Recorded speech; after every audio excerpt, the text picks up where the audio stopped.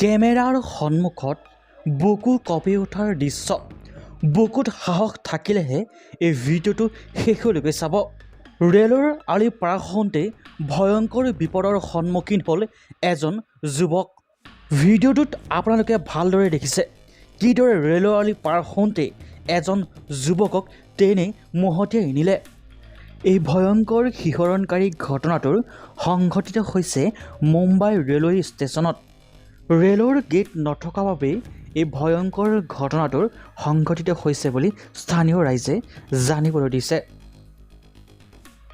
সাৱধান, ৰেলৰ গেট নাথাকিলেও আপোনালোকে চাৰিওফালে চাই লৈহে ৰেল আলি পাৰ হ'ব, নহ'লে দিনক দিনে ইটোৰ পিছত সিটোৰ ঘটনাৰ ৰেলৰ আলিতে সংঘটিত হৈছে।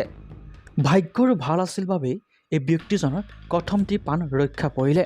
এতিয়াও এই ব্যক্তিজনক চিকিৎসাধীন কৰি থকাৰ হৈছে, যথেষ্ট আঘাতপ্ৰাপ্ত।